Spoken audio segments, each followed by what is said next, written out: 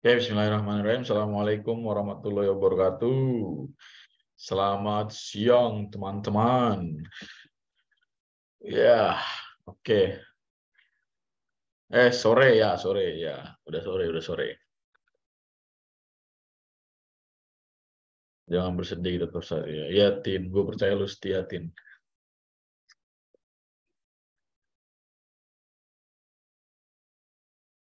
Oke, ya, mau bahas apa nih kita nih hari ini nih? Bahas apa ya kira-kira ya? Kemarin sama Kak Dila sampai mana? Udah selesai semua materinya?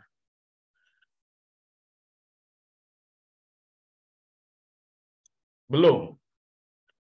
Ya, oke. Hari ini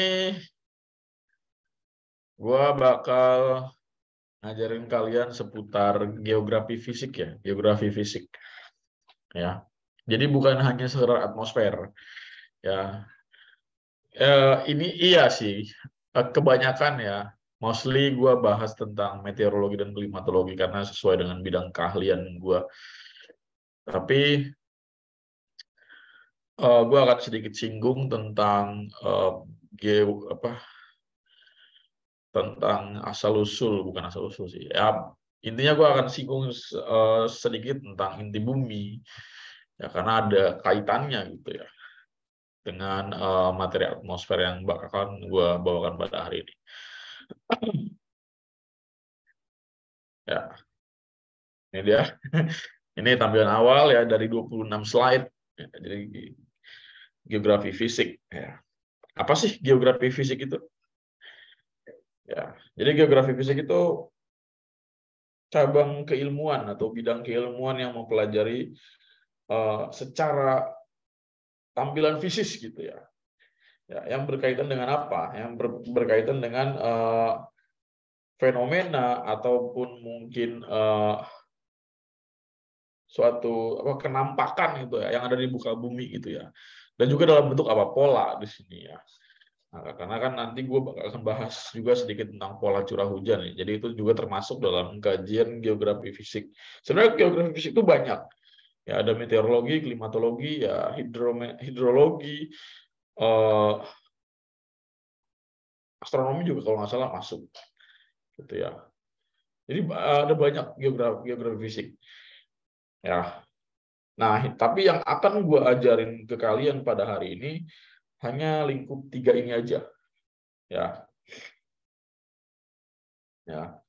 Hanya tiga ini aja, meteorologi, klimatologi, dan hidrologi. Tapi unfortunately gue hidrologi belum bikin ya, karena mungkin tadi kan jam 10 gue harus habis ngajar fisika ya.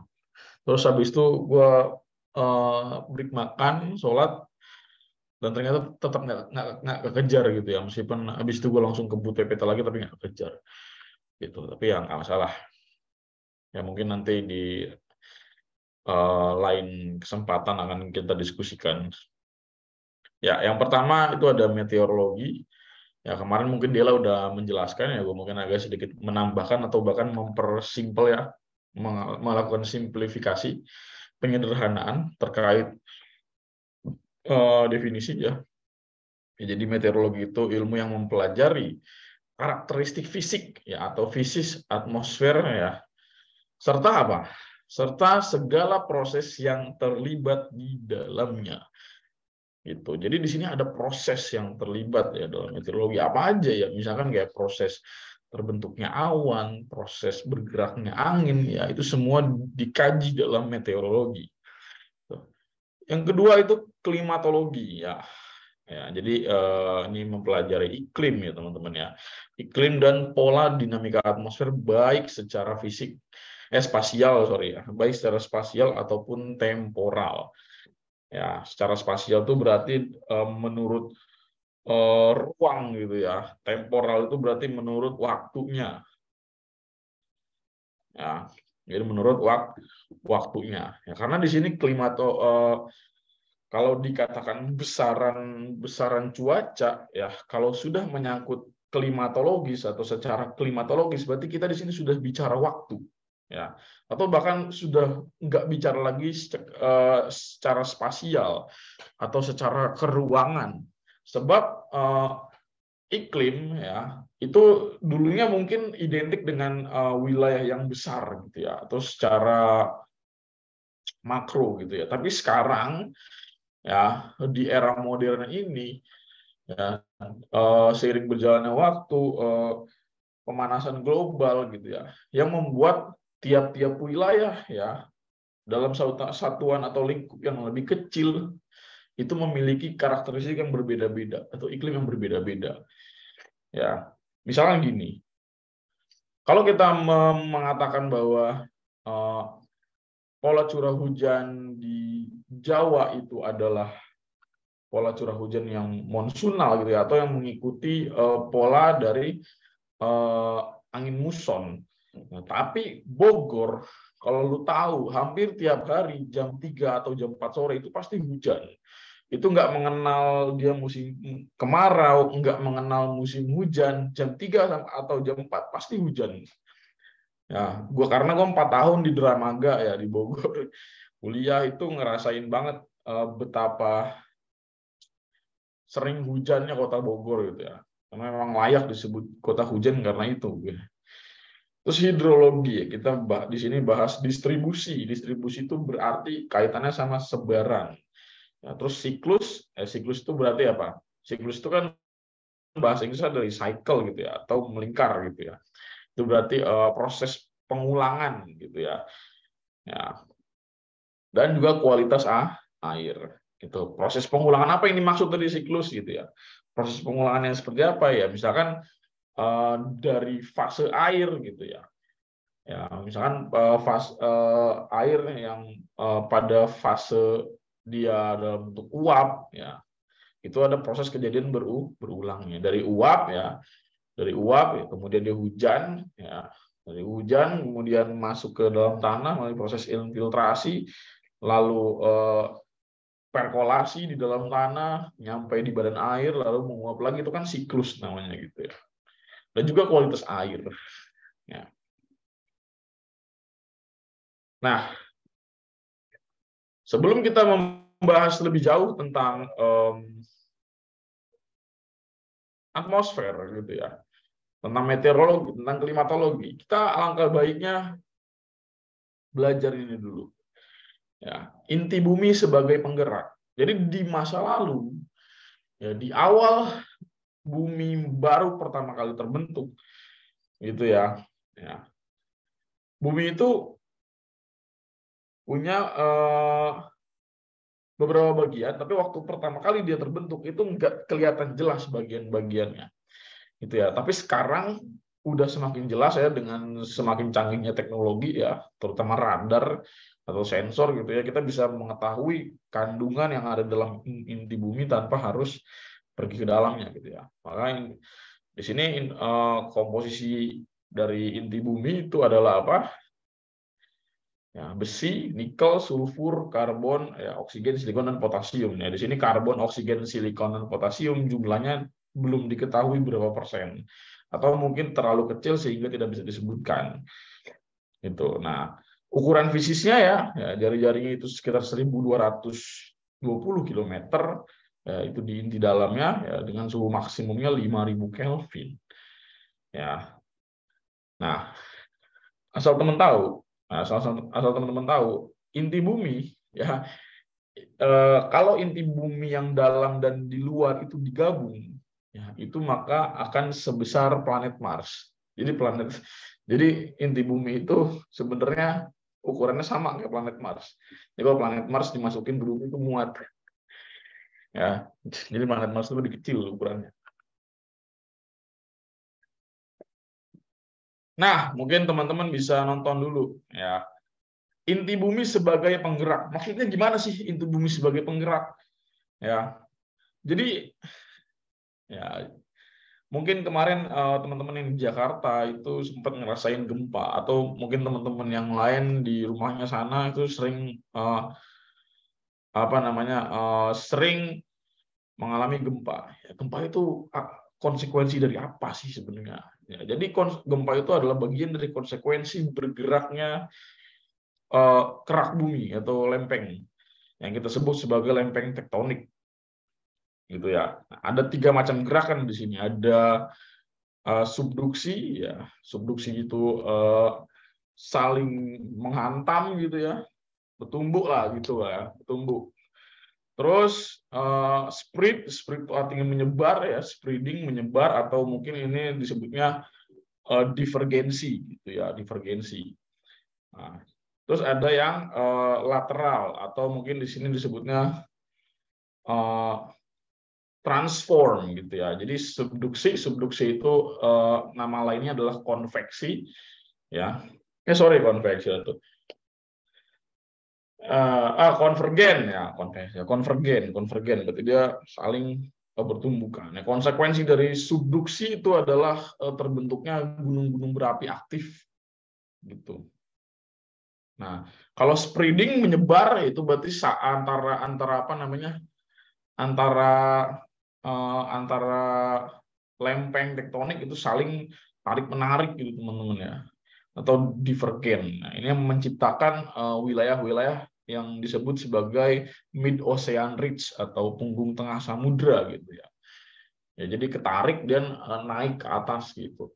Kalau subduksi dia menunjang, gitu ya, atau bertumbukan, ya, bertumbuh, ya, itu menciptakan gunung-gunung berapi aktif atau gunung-gunung besar seperti pegunungan Himalaya, gitu ya. Kalau lateral shredding atau transform, ya, itu terbentuknya apa? Ya, patahan San Andreas, gitu ya. Jadi patahan San Andreas itu produk dari lateral sliding, gitu. Nah, apa yang mengendalikan inti bumi? Apa yang mengendalikan si lempeng tektonik ini supaya dia bergerak? Ya, mungkin teman-teman ada yang belum, ada yang udah diajarin, gitu ya. Pokoknya diajarin cuma gini doang.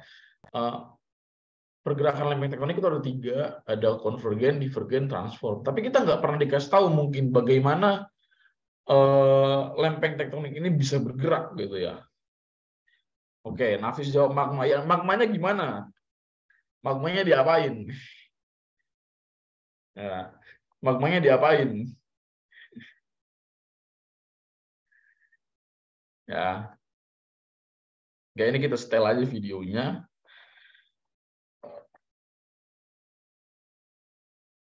It happens because hot rock rises, heated by the Earth's core. Near the surface, the rock spreads in 2 directions and goes sideways. It begins to lose heat. Eventually, the much cooler rock sinks back down.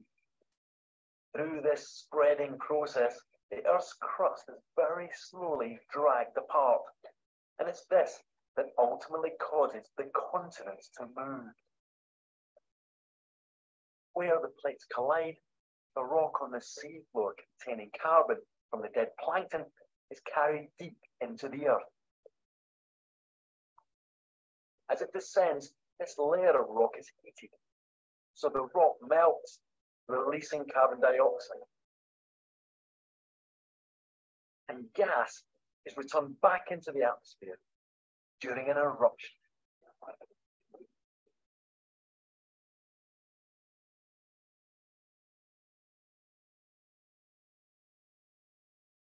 The remarkable cycle is complete.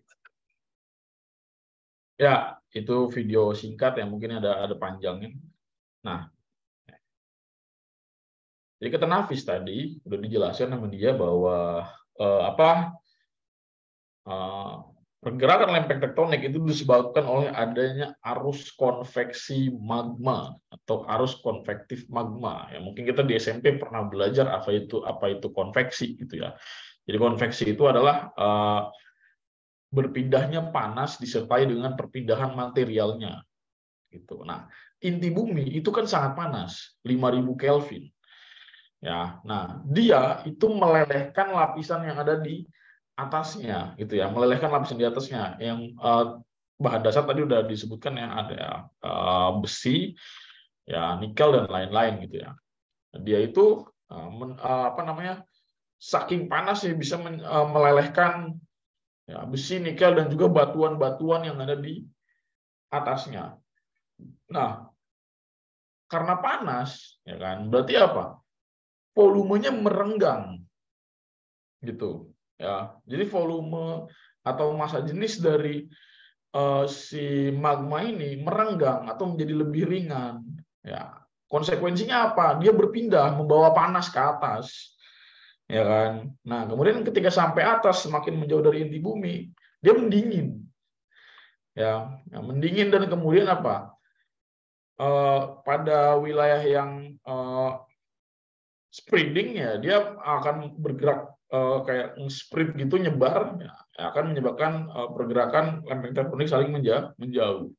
Nah, kemudian di sisi lainnya lagi, ya, di sisi lainnya lagi, ya, sorry, ya, di sisi lainnya lagi, dia saling apa? Saling bertubrukan, nah, tuh, ya. Jadi dari sini dia menyebar divergen, ya, lempeng yang bergerak secara divergen. Nanti di sisi yang sininya, ya, itu dia saling bertubrukan, jadinya apa? Divergen, gitu. Divergensi. Konvergen, ya, sorry, konvergen. Jadi dia saling bertubrukan, kayak gitu. Ya, jadi itu apa namanya, disebabkan oleh adanya tuh konveksi magma di dalam perut bumi. Jadi dia bergerak, gitu. Nah, bergerak gini, ya. Nah, ini dengan spread, terus di sisi lainnya itu bertubrukan. Nanti di sisi lainnya lagi ada yang apa? Lateral, gitu, ya, atau transform. Iya, dalam satu waktu bisa terjadi secara bersamaan. Nah, mengapa inti bumi sangat panas? Ada yang bisa menjawab. Mengapa inti bumi sangat panas? Dari mana asal panasnya?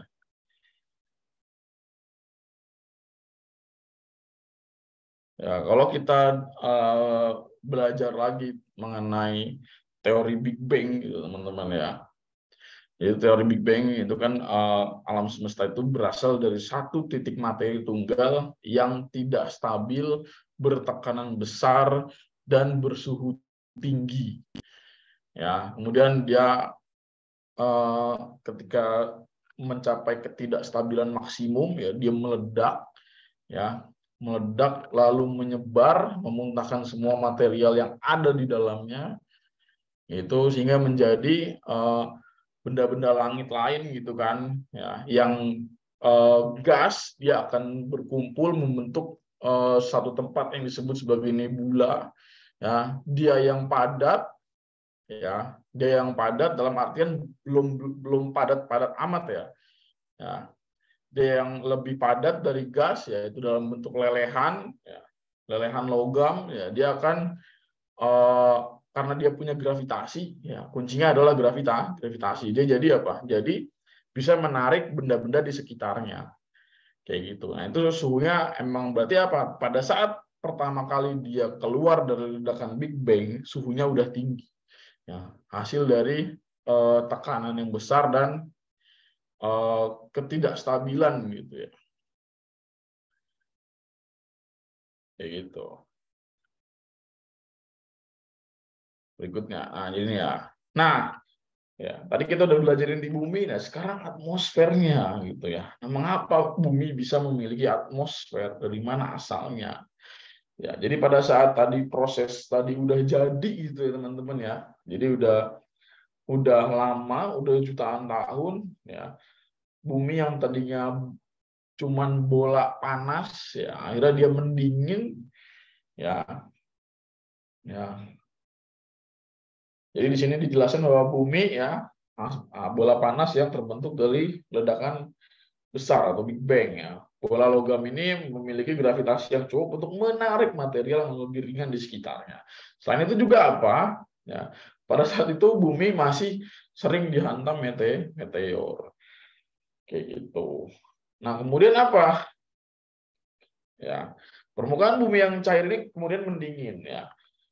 Ya, Kemudian atmosfer itu terbentuk dari apa? Gas yang dimuntahkan oleh gunung berapi. Jadi dulu ya waktu awal-awal bumi terbentuk, aktivitas tektonisme, seismiknya dan vulkaniknya itu tinggi gitu ya, karena masih panas.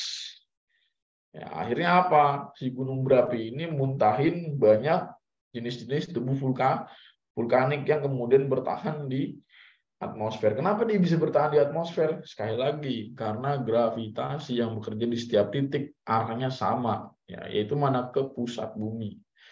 Itu jadinya membentuk bola. Itu. Jadilah atmosfer. Jadi kan atmos, ya mungkin kalau ada waktu belajar sama Ibn atau sama Dela kan dikasih tahu ya, atmos itu apa, sfer itu apa. Ya, sfer itu kan bentuknya apa? Bulat gitu, teman-teman. Nah, iya, inti bumi.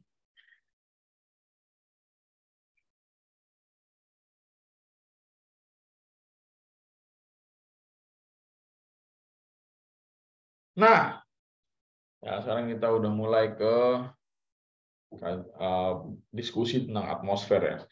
Jadi setelah atmosfer sudah secara utuh terbentuk dengan komposisi sekian,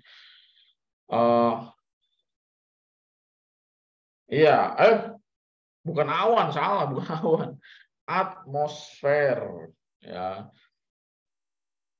bukan langit juga, karena definisi langitnya apa sebenarnya? Apakah definisi langit itu sebagai apa namanya, cuman penampakan ya, penampakan visual ya dari apa, dari sesuatu yang kita lihat ke atas gitu, sama kayak misalkan langit-langit pada rumah kalian ya, apakah kalian mengatakan itu langit padahal kan ada namanya apa, plafon misalkan gitu kan ya, jadi langit ini punya banyak makna sebenarnya, makanya di sini disebutnya, gue lebih senang nyebutnya atmosfer bukan langit gitu.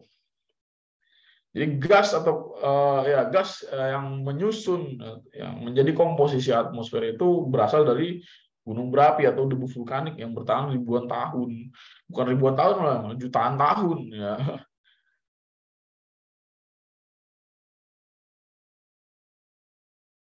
Nah, sekarang struktur vertikal atmosfer. Jadi setelah atmosfer ini jadi secara utuh ya, secara utuh dijadi ya, dia akan tersusun atas beberapa layer atau lapisan. Ya, yang kita kenal dengan lapisan apa? Troposfer, stratosfer, mesosfer, dan termosfer. Mungkin kemarin udah dijelasin sama Dela tiap-tiap lapisan itu apa aja gitu ya. Misalkan kayak troposfer. Troposfer itu tempat di mana fenomena cuaca terbentuk, tempat terbangnya pesawat komersil gitu ya. Nah, kalau kalian lihat, teman-teman ya, ini sumbu X ya, yang mendatar itu sebagai apa?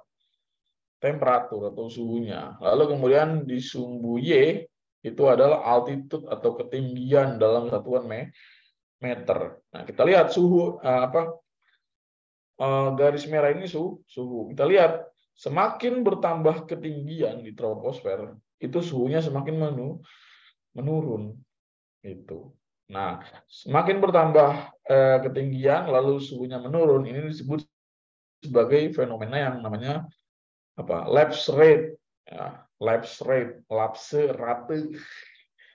itu ya, lapse rate ya, lapse rate ya. Kenapa di troposfer makin apa, makin naik makin menurun suhunya ya, karena semakin menjauh dari permukaan, karena kan selama ini di troposfer yang memegang kendali besar terhadap tingginya suhu adalah apa? Permukaan. Jadi sinar matahari yang masuk diserap sama benda-benda yang ada di troposfer. Gitu. Nah, lalu kemudian makin ke atas kan makin nggak ada yang menyerap gitu kan. Akhirnya suhunya menurun. Gitu. Ya, tekanan atmosfernya juga makin menurun gitu. Ya, kerapatan udaranya semakin menurun. Sedangkan apa? Suhu itu bisa dirasakan kalau ada partikel penghantarnya. Dalam hal ini adalah udara. Gitu. Nah, kemudian di ketinggian tertentu, sebelum memasuki stratosfer, ya suhunya ini sama, ya, atau yang disebut sebagai lapisan isotermal. Ya, iso itu sama, termal itu artinya suhu. Jadi suhu yang sama. Nah, kemudian stratosfer. Semakin bertambah ketinggian, suhu stratosfer meningkat. Ya, namun meningkatnya ini masih di bawah 0 ya. Belum sepanas troposfer ya. Intinya dia meningkat.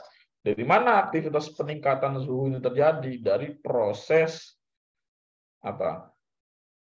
Proses penyaringan sinar ultraviolet oleh ozon. Tuh, jadi di stratosfer ini ada lapisan ozon. Nah, cahaya matahari yang masuk itu difilter atau disaring di stratosfer. Ya, ultraviolet itu disaring ya, sehingga apa? Lapisan ozonnya ini memanas gitu kan. Nah, memanas lalu suhunya meningkat. Ya, tapi masih di bawah 0, setidaknya nggak sampai negatif yang terlalu besar gitu ya. Oh, sama ya, dari stratosfer ke mesosfer juga ada lapisan peralihan gitu ya, atau transisi, yaitu disebut sebagai tropopause gitu. Nah, ini di tropopause itu juga sama, suhunya sangat berkurang ya. Karena apa? Karena udah semakin tipis di sini udaranya. Udah semakin tipis. Jadi alat ukur itu udah nggak bisa membaca lagi gitu. Rambatan suhu yang dilakukan oleh molekul udara gitu. Jadi mendinginan. Di sini juga di mesosfer tempat terbakarnya apa? Benda-benda asing seperti asteroid ya atau meteor gitu ya. Ya, karena apa? Di mesosfer ya itu punya sejenis gas apa namanya, gue lupa ya, gas gitu ya, pokoknya sejenis gas ya, dia itu bisa melelehkan atau melakukan gesekan yang sangat maksimal pada benda-benda logam, karena meteor itu kan dari logam gitu teman-teman ya, jadi mudah meleleh ya ketika masuk mesosfer. Lalu kemudian sama ada lapisan transisinya dan meningkat lagi di termosfer. Nah, di termosfer suhunya meningkat ya disebabkan oleh adanya Adanya proses ionisasi itu ya. Proses ionisasi ya. Ya. Karena di sini kan ada lapisan ionosfer, termosfer itu ya. Jadi matahari menyemburkan gitu ya, menyemburkan lidah apinya, kemudian mengarahkan ke bumi gitu ya. Dari bumi ditangkis oleh sabuk Van Allen, dari sabuk Van Allen untuk kemudian diteruskan ke kutub gitu ya. Lalu dari kutub disebarkan ke bagian ionosfer. Kayak gitu.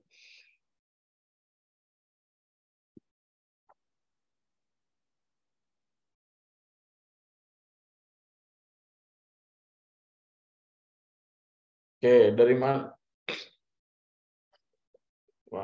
para ilmuwan bisa tahu kalau di lapisan stratosfer itu ada ozon dan bisa menyerap sinar ultraviolet.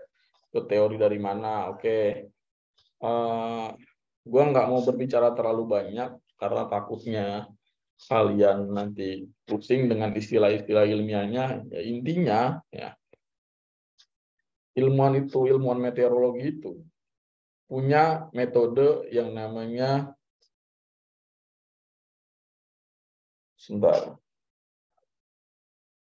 intinya radiosonde. Seingat gue sih radiosonde. Jadi radiosonde itu alat ya, yang dipakai ya, untuk mengukur keberadaan ozon atau ciri-ciri fisis atmosfer lain, misalkan kayak suhunya, tekanannya, kelembabannya, atau kecepatan anginnya, itu dipakai di radiosonde. Radiosonde itu dibawa sama balon atau balon stratosfer.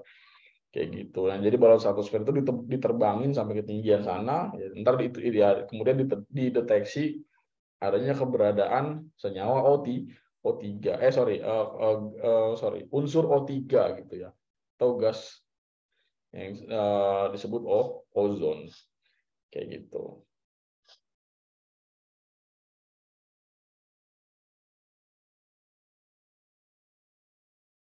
Ya, jadi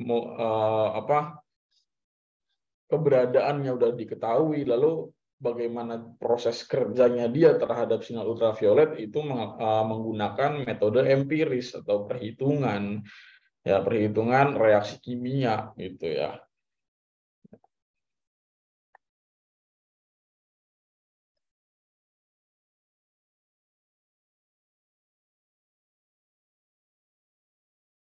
Mengapa pesawat luar angkasa menembus atmosfer tidak mengalami kehancuran? Sementara diketahui suhu di ketinggian termosfer mencapai lebih dari 1.200 Celcius. Oke. Ini ya.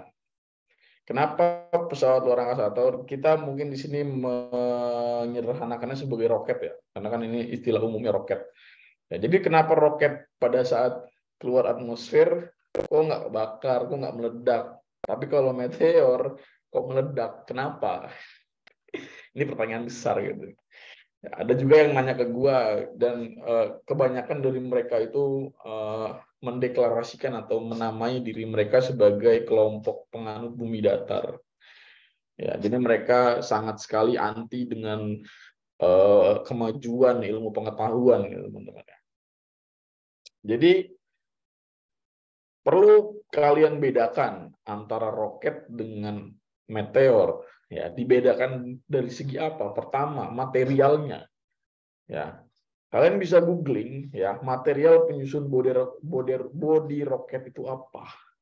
Ya, tapi yang jelas ya, gue hanya menyebutkan satu, yaitu apa? Fiber karbon.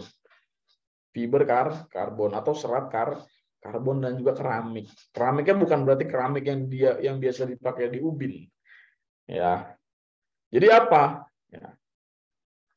Jadi si fiber karbon ya, dan keramik itu memiliki sifat mudah melepas panas.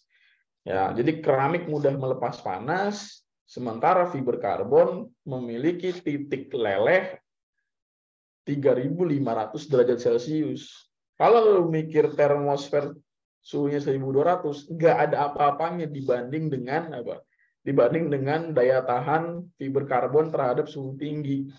Yaitu dia di suhu 3.500 baru bisa meleleh. Sedangkan keramik dia mudah melepas panas. Itu. Jadi apa? Ya nggak kenapa-napa.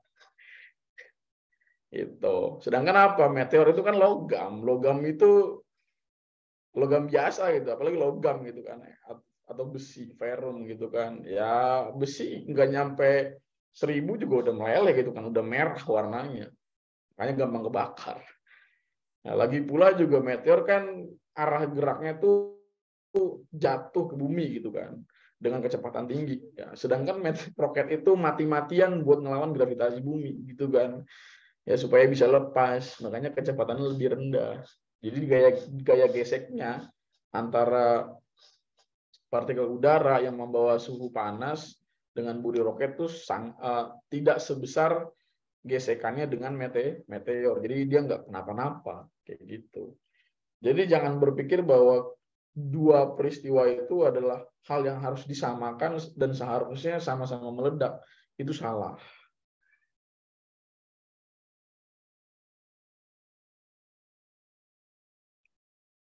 Kan manusia bisa melewati atmosfer gak sampai keluar bumi, gitu bisa. Ya itu Neil Armstrong dan kawan-kawan di misi Apollo 11 dan misi yang lainnya, Yuri Gagarin misalkan, ya dia juga kan pernah keluar angkasa. Atau bahkan sampai sekarang ya manusia sekitar 2 bulan sekali ya melakukan pergantian astronot yang bekerja di stasiun luar angkasa internasional.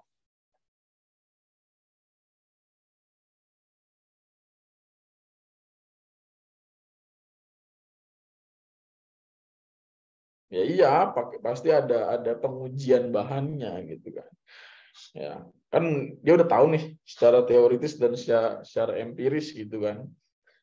Ya, dia udah tahu nih suhu di sana tuh gimana, karakteristiknya tuh gimana di sana. Oh ya udah, akhirnya kan dicari tahu nih gimana caranya supaya dia bisa aman gitu kan. Itu perlu riset yang sangat mendalam gitu kan.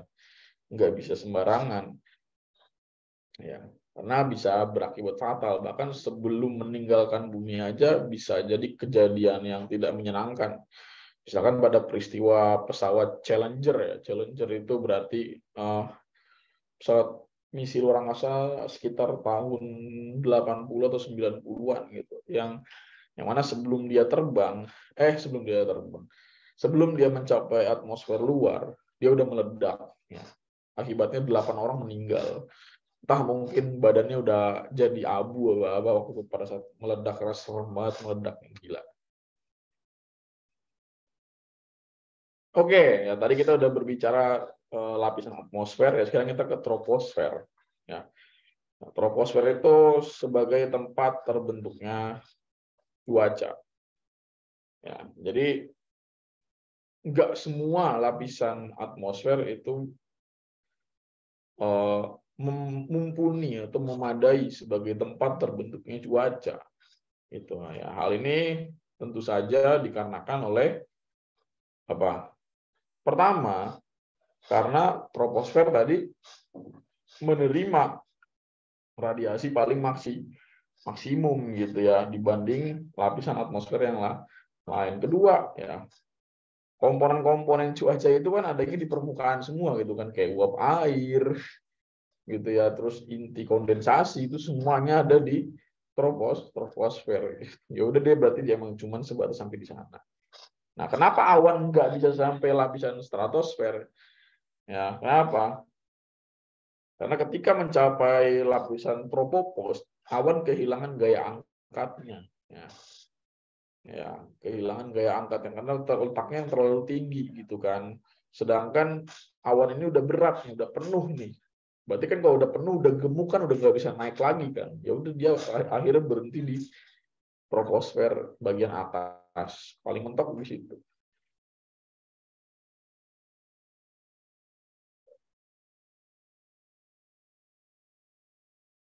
Nah, jadi cuaca itu adalah apa? Kondisi fisis dan kimiawi dari atmosfer yang dapat berubah dalam waktu singkat. Ya, kondisi fisis. Ya. Yang dimaksud kondisi fisis itu apa? Ya berarti dari katakanlah perubahan fisik ya, dari uap air biasa ya sampai dia ada butiran airnya, itu kan berarti fisiknya berubah. Terus secara susunan kimiawinya ya dari H2O ya menjadi partikel tersuspensi. Mungkin gue nggak bisa jelasin terlalu kimia banget ya, takutnya nanti pusing. Ya, kayak gitu. Nah, ini bagian dari proses-proses terbentuknya cuaca. Ya, pertama dari radiasi matahari yang masuk ya, short wave radiation, berarti radiasi gelombang pendek ya, yang masuk ya kan. Terus memanaskan permukaan gitu ya. Permukaan apa? Permukaan laut gitu kan. Ya. Terus dia mengalami konveksi, ya harus konveksi di atas lautan hingga terbentuk awan, dari awan lalu dia hujan di situ juga gitu ya, atau di lautan itu juga, atau yang disebut sebagai siklus pendek gitu ya. Jadi ini semua fenomena-fenomena cuaca yang terjadi di troposfer ya, yang akan gue jelaskan secara lebih rinci di bagian belakangnya.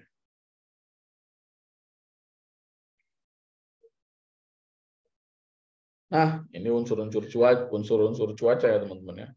Ada insolation, apa itu insolation gitu ya. Terus ada suhu, tekanan, ya tekanan udara maksudnya ya. Terus ada angin, ada kelembaban, moisture atau humid gitu ya. Ada perawan. Ini bukan perawan ya, tapi perawanan. Jadi mungkin dipisah sama strip gitu ya.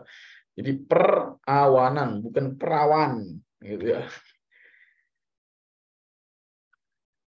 Ya, perawan, bukan perawan, perawan. Lalu ada curah hujan atau rainfall.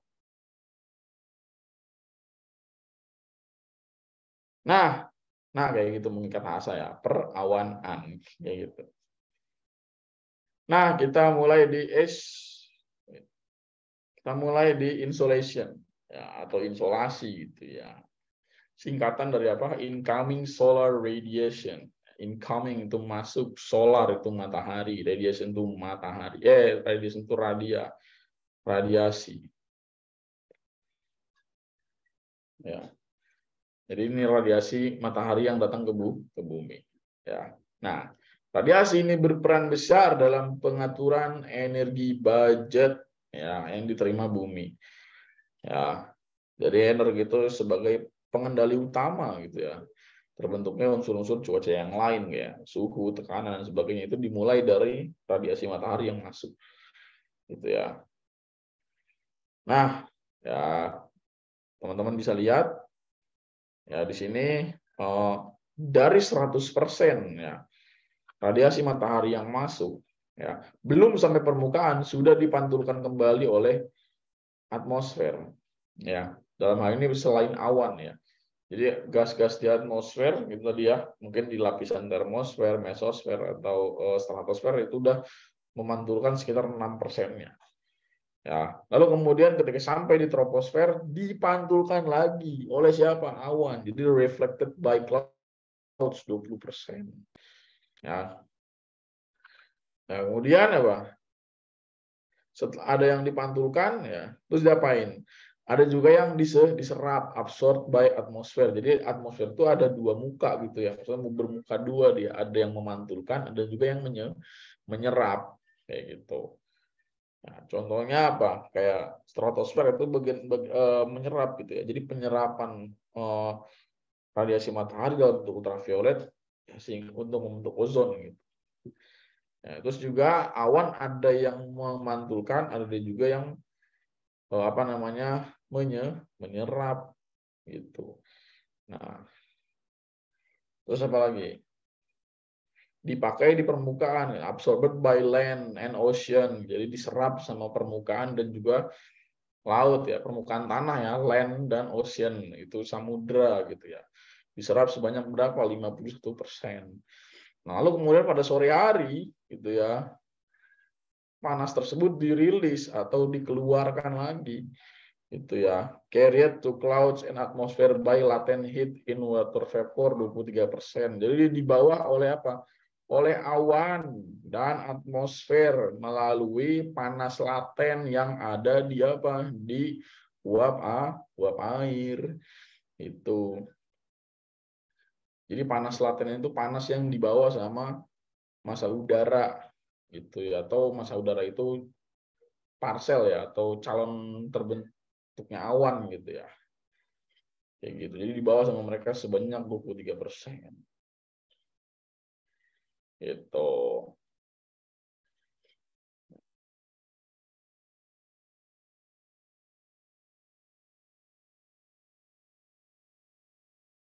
Nah, yang menyerap ini yang bikin bumi panas ya. Bukan membuat bumi panas, tapi membuat bumi menjaga agar bumi tetap hangat. Nah, beda dengan siapa yang menjadi biang keladi penyebab meningkatnya suhu permukaan bumi, yaitu apa? Keberadaan rumah kaca. Ya, keberadaan rumah kaca. Gas rumah kaca. Siapa gas rumah kaca? Ada banyak gas rumah kaca.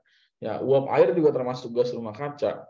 Ya, tapi nggak berbahaya. Yang berbahaya siapa? CO2, karbon dioksida.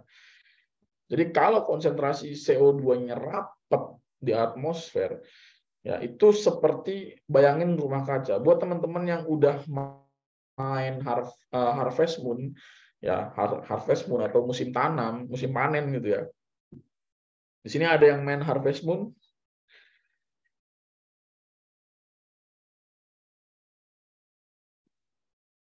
Ya, jadi si tokoh utamanya Harvest Moon itu kan dia punya ini apa namanya kayak apa namanya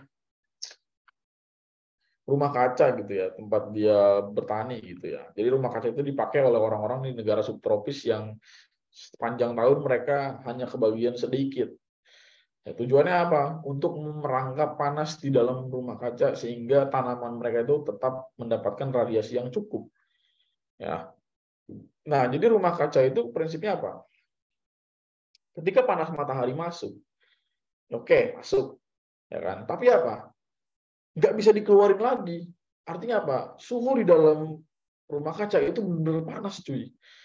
Ya, jadi ada yang dipantulin, memang ada.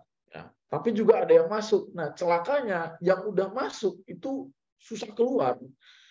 Ya, akhirnya yang membuat rumah kaca itu menjadi panas. Nah, sama seperti karbon dioksida, ya, dan juga gas freon atau CFC, ya kan, klorofluorokarbon.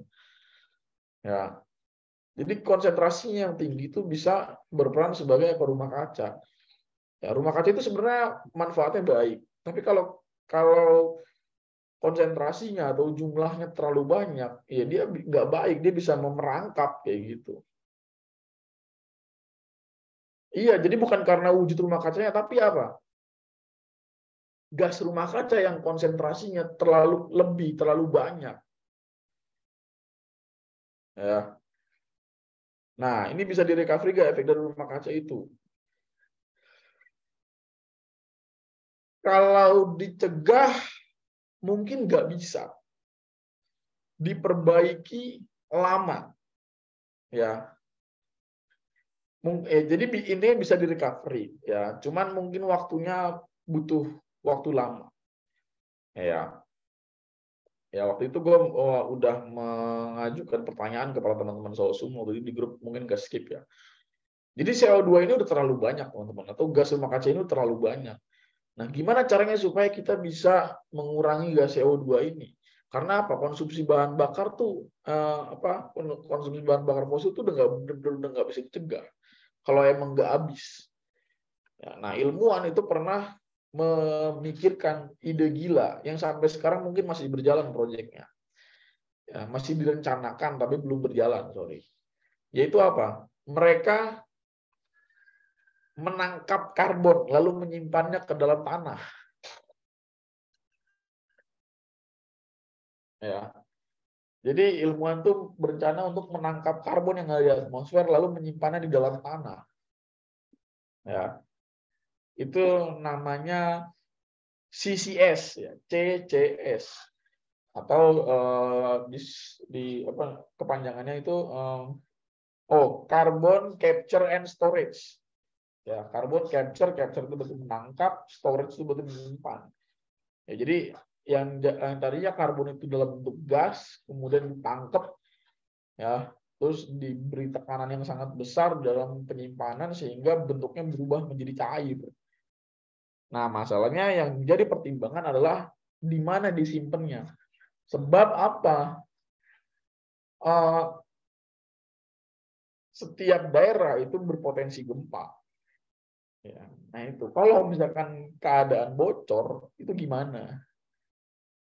Gitu. Kenapa dibilang ide gila? Karena karbon itu udah besar, men. Udah terlalu banyak konsentrasi karbonnya. Gimana cara nangkep karbon sebanyak itu? Lalu membuatnya menjadi cair dan disimpan. Itu gila, men. Ya, sulit. Tapi itu ya upaya manusia gitu kan untuk bisa tetap tinggal di bumi kayak gitu. Ya, artinya ada itikat baik lah dari manusia. Ya, kayak gitu. Nih, asal lu tahu ya, karbon dioksida itu punya masa tinggal yang lama. Ya, karbon dioksida itu punya masa tinggal di atmosfer selama 150 tahun. Jadi kalau hari ini lu udah ngebuang karbon dioksida melalui kendaraan bermotor lu, maka dia akan bertahan di atmosfer itu selama 150 tahun. Jadi bayangin, elunya udah meninggal, karbonnya masih ada. Betapa zolimnya manusia.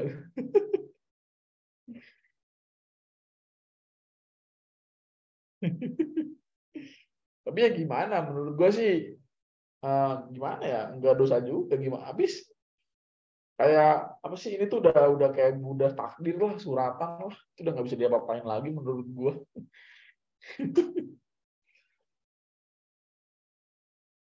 Kalau oksigen bisa disimpan atau dicairkan, di liquefied gitu kan, ya dengan cara disimpan dalam tabung dan diberi tekanan yang besar sehingga molekul gasnya itu dipadatkan, ya berubah jadi dari uap jadi cair kayak gitu. Sama kayak LPG di rumah kalian itu kan, kalau kalian keluarin itu isinya air, men. Makanya ada blow on aja, ada orang yang bilang, wah Pertamina nipu nih, gas isinya air. Ya memang itu air isinya, tapi bukan H2O. Ya itu gas petroleum yang dicairkan.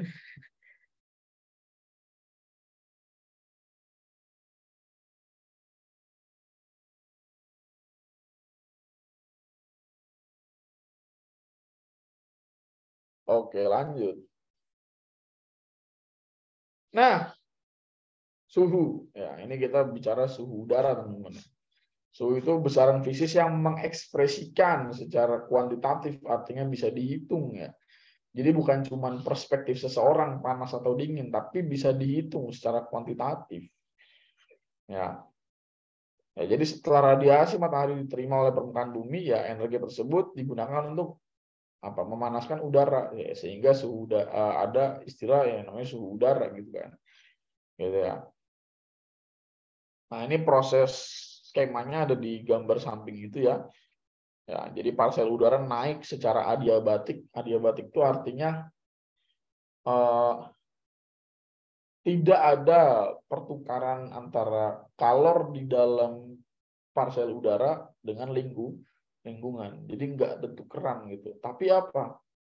Udara yang ada di dalam parsel itu dikeluarin. Ya, jadi dia mengembang, ukuran mengembang. Ya, setelah selama dia mengembang, dia ngeluarin ya, suhunya gitu. Sehingga nanti pada saat di ketinggian tertentu, ya, dia udah mendingin.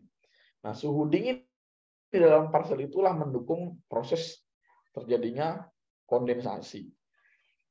Kayak gitu. Nah, di sini berdasarkan keterangan beberapa literatur ya, suhu udara berkurang 1 derajat Celcius setiap bertambahnya ketinggian 100 meter. Ini nggak salah. Ya, tapi ada juga yang menyebut ini karena ini asumsi 1 derajat per 100 meter itu asumsi ketika yang menjadi objek kajian adalah udara kering. Tapi kalau objek kajiannya adalah udara lembab, ya maka yang digunakan adalah ya, suhu udara akan berkurang sebesar 0,6 derajat Celcius setiap bertambahnya ketinggian 100 meter. Kayak gitu. Atau yang ada di rumus ini ya. T itu suhu udara ya, TO itu yang udah diketahui ya. Dikurang 0,6/100 ya, berarti berkurang 0,6 derajat setiap 100 meter gitu.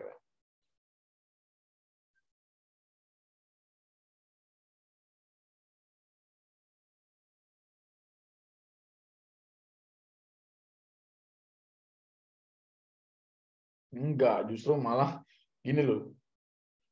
Listrik itu di Indonesia mayoritas masih diproduksi oleh PLTU atau pembangkit listrik tenaga uap. Tenaga uap ini pakai batu bara. Batu bara itu kan keluarannya juga polusi, coy. Berbahaya. Batu bara itu kan hitam karbon. Ya, jadi kalau semua perabotan pakai listrik, kendaraan listrik, nanti konsumsi listriknya meningkat. Kalau konsumsi listrik meningkat, permintaan batu bara naik. Pengusaha batu bara cuan. Pengusaha batu bara malah cuan. Jadi nggak ada efek baiknya buat lingkungan.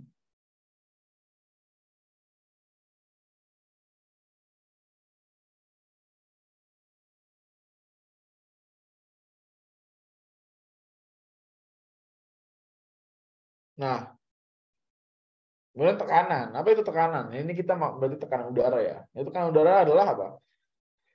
Berat massa udara per satuan luas wilayah. Nah, berat udara ya. Kebayang nggak tuh berat udara gimana? Ya. berat udara atau berat massa udara persatuan luas wilayah.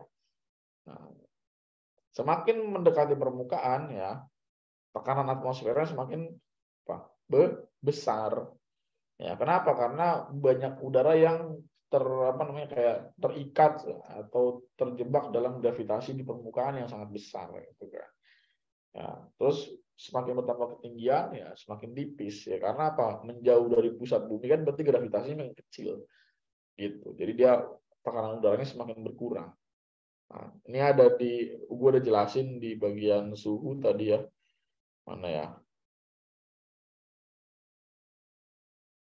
Nah, nih ya, kalau lu lihat garis merah itu kan suhu. Nah, kalau garis biru ini tekanan. Ya, pada saat di permukaan ya tekanannya sebesar 1000 ya, 1000 milibar, lebih tepatnya 1001 milibar. Ya, lalu kemudian berkurang seiring bertambahnya ketinggian. Ya, kayak gitu.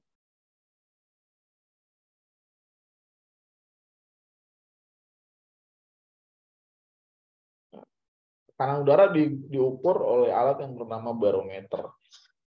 Ya, dengan satuan milibar. Ya. Ya, wilayah yang sedang mengalami kenaikan suhu pada siang hari akan menyebabkan udara di sekitarnya merenggang atau mengalami perbesaran volume gitu ya. Tapi tekanannya menurun. Ya, jadi makin gede tekanannya turun. Nah, ini sudah digambar ya skemanya ya. Jadi tekanan udara bisa mengendalikan pergerakan udara dan wilayah dari terbentuknya awan gitu ya. Jadi di sini ada L itu untuk simbol low pressure atau tekanan rendah, dan H itu high pressure. Low pressure area itu cenderung membentuk wilayah yang melingkar gitu ya, yang menuju dia gitu gerakannya. Lalu kemudian dia terangkat ya. Ya, lalu udaranya ketika di atas mendingin lagi, menyebar ya, dan akan berpindah ke wilayah hangat yang lainnya kayak gitu. Ya begitu terus. Ya, sudah ada keterangan bahwa wind blow in the clockwise direction from center ya. Pada high pressure atau wilayah tekanan tinggi ya, angin bertiup searah jarum jam ya, dari tengah ya, mencari wilayah tekanan rendah gitu. Begitu terus. Ya, jadi dari high ke low, dari high pressure ke low pressure ya. Jadi ketika udara di low pressure itu naik ke atas, berarti terjadi kekosongan kan di bawahnya gitu. Itu kekosongan itu akan diisi oleh angin yang bergerak dari high pressure gitu, dan terus siklus itu berlangsung. Bentar ya teman-teman ya.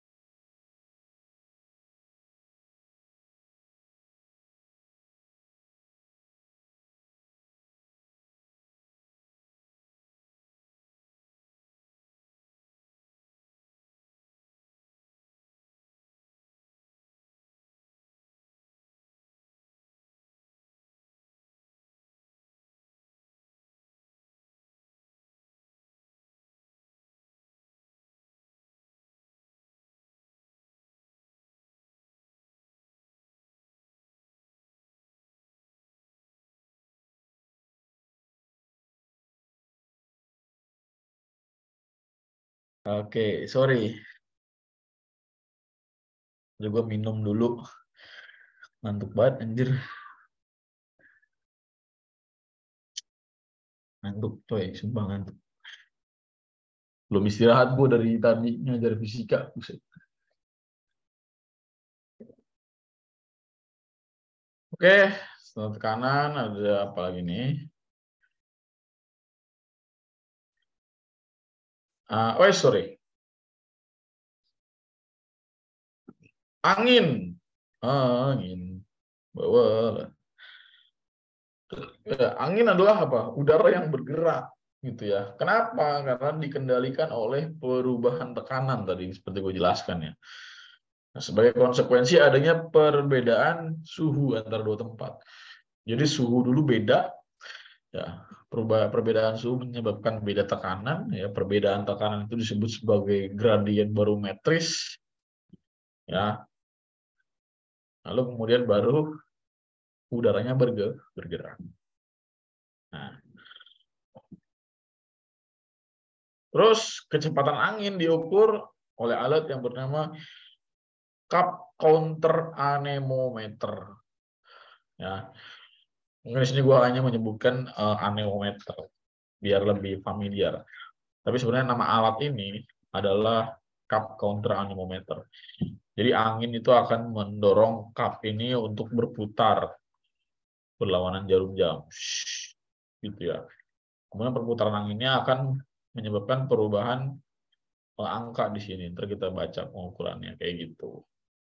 Gue pernah pakai cup counter anemometer waktu praktik lapang di BMKG di Bogor sana, di belakang kampus gue.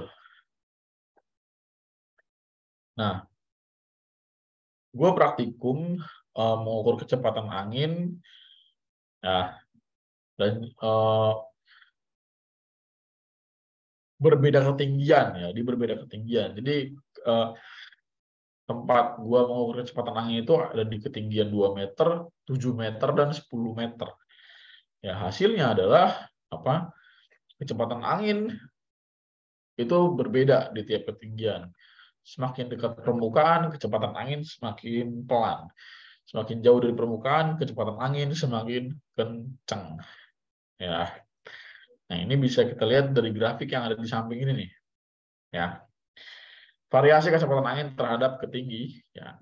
Ya, yang sumbu X itu distance from the ground. Ya, jaraknya terhadap permukaan. Kita lihat semakin tinggi kecepatan angin semakin gede, gitu ya. Kecepatan angin mencapai 10 meter per detik pada ketinggian nyaris 80 meter. Ya, kayak gitu. Ya, nah ini sumbernya dari mana? Dari penelitian ya si GC Biswal et al. Ya, ini kalau buat yang mau nyari silakan. Ya, jadi judul publikasinya adalah Performance Analysis of Wind Turbine and its Economic Aspects. Itu jadi performa ya, analisis performa dari turbin angin atau pembangkit listrik tenaga angin dan ya, dampaknya dari terhadap aspek ekonomi itu seperti apa. Ya, apakah dia terlalu makan banyak biaya atau mungkin gak efisien dan sebagainya, itu dibahas di jurnal ini. Ya, buat teman-teman yang mau download silahkan, ini linknya. Bukan linknya, ini daftar pustakanya.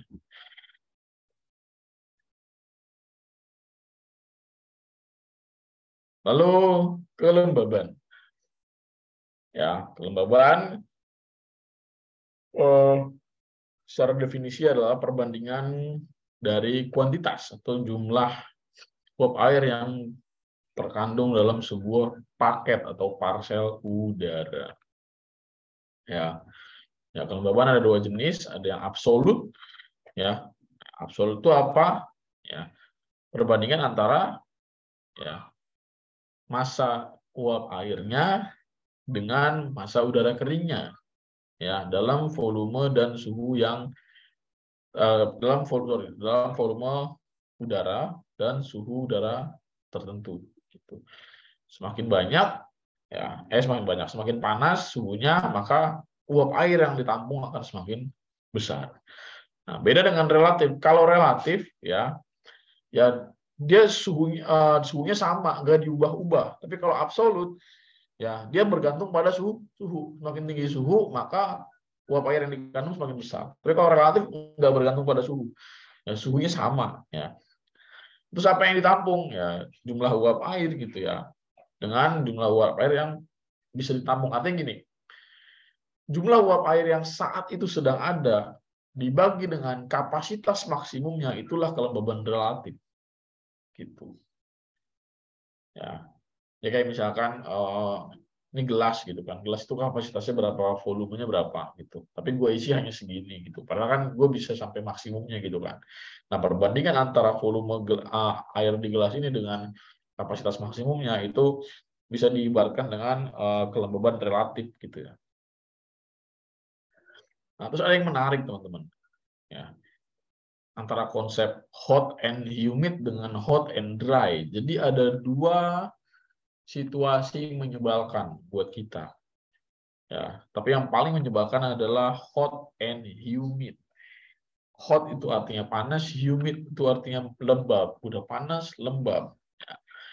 Ya, itu yang disebabkan oleh apa? Meningkatnya kelembaban. Jadi kelembaban relatif meningkat itu bisa menyebabkan apa? High water vapor in air reduce the ability of the body to cool as sweat does not evaporate. Ya, evaporate from the skin. Ya, jadi uap air yang tinggi ya di udara bisa mengurangi kemampuan badan atau tubuh manusia untuk merilis atau mengeluarkan keringat ya. Ya, untuk menguapkan keringat. Jadi kemampuan kulit manusia menguap keringat itu semakin kecil. Kenapa? Karena lembab. Jadi lembab itu dia bisa menekan pori-pori kulit kalian dan keringat jadi susah keluar. Ya, mungkin kalian pernah merasakan situasi yang apa ya? Emak gue tuh nyebutnya nyelekep. Nah, betul. Biasanya kalau hujan atau menjelang hujan, karena apa? Pada saat hujan atau sedang menjelang hujan, itu udara ya udah dalam keadaan benar-benar kelewat jenuh, hampir 100% kelembabannya. Jadi kelembaban yang tinggi itu menekan tubuh kalian, jadi susah untuk berkeringat dan itu yang disebut sebagai ya pokoknya nggak enak dah. Itu mungkin gue nyebutnya pakai bahasanya nyelekep gitu ya. Jadi itu sebenarnya bukan panas, tapi kelembabannya yang tinggi. Nah, kalau kulit kering beda lagi ya. Kalau kulit kering justru apa?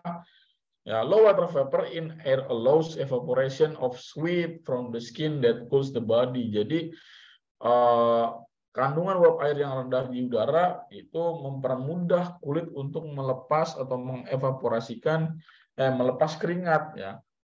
Ya. Nah, dalam rangka apa? Dalam rangka mendinginkan badan supaya nggak terlalu kering gitu.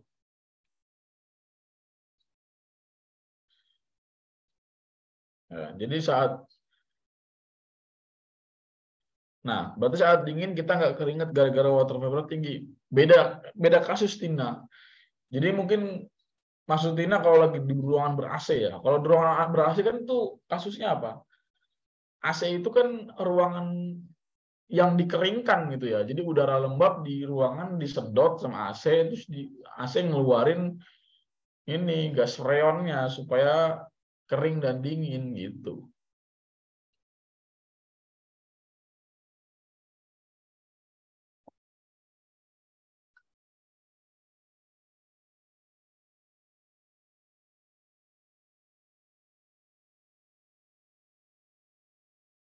Halo, nah ini perawan. Ya, kita ngomong perawan. Ya, kita ngomongin perawan atau perawanan ya. Apa sih perawan itu? Apa sih perawanan itu? Ya, kok apa sih perawan? Apa sih perawanan itu ya? Itu adalah apa jumlah awan ya dalam suatu luas wilayah tertentu gitu ya. Ya, atau bisa juga dalam bahasa Inggris itu disebut sebagai cloudiness atau cloud cover. Ya, cloud cover itu berarti tutupan awan gitu ya. Jadi menurut WMO atau World Meteorological Organization, ya, tutupan awan menggunakan basis per 8. Ya. Jadi dihitung berdasarkan jumlah awan di sekitar kalian ada berapa. Ya. Nah, jumlah awannya ini menentukan persentase tertutupnya wilayah kalian oleh awan. Nah, terminologi secara bahasa, jadi ini secara kuantitatif ya. Ini di samping ini kayak 0/8, 1/8, 3/8, 3/4, 8/8 ya. Itu secara kuantitatif. Ya. Nah, ini persentase juga. Nah, tapi secara bahasa ya, itu banyak beragam. Ada fair, clear, mostly sunny atau mostly clear, partly cloudy, ya, dan sebagainya. Nah, ini mungkin kalian pernah menemuinya juga itu di ponsel kalian yang menggunakan bahasa Inggris. Kalau kalian lihat itu ya, cuaca hari ininya pasti nanti ada keterangan ininya, keterangan keawanannya. Bisa kalian cek di HP kalian atau di Google gitu ya. Ketik aja cloudiness gitu ya. Pasti ntar muncul istilah-istilah ini, fair, clear, mostly sun, dan sebagainya.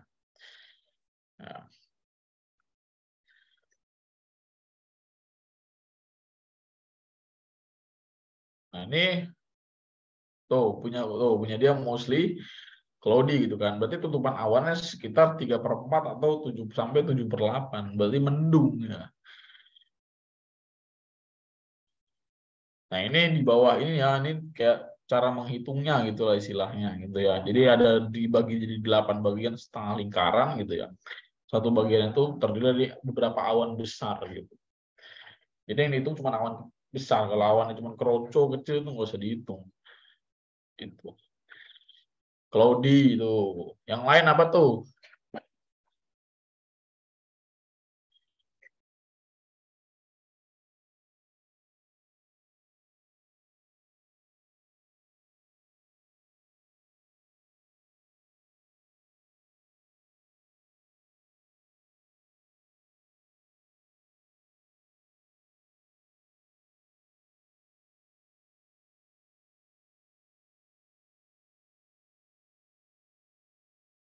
Cloudy karena hujan. Mending apa mendung?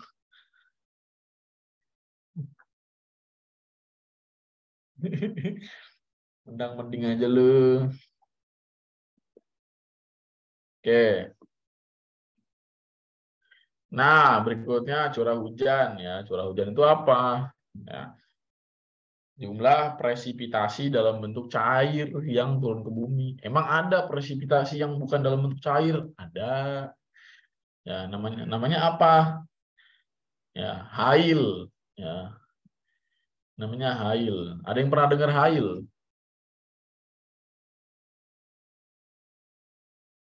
Ada yang pernah dengar istilah hail? Enggak. Tapi kalau hujan es pernah. Nah,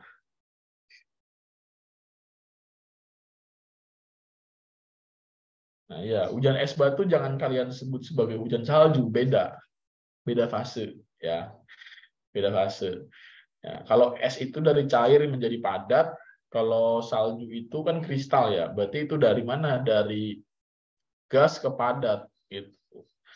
Nah, jadi hail itu adalah bola gitu ya, bola es, ya, bisa dari mulai seukuran kelereng sampai seukuran bola golf, ya, yang dihasilkan oleh awan cumulonimbus, kayak gitu.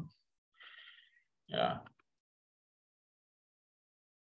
itu hail namanya atau hujan es.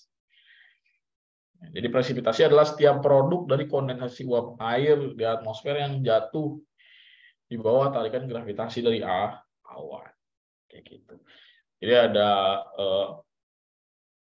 hujan, ya, hujan itu air, ya.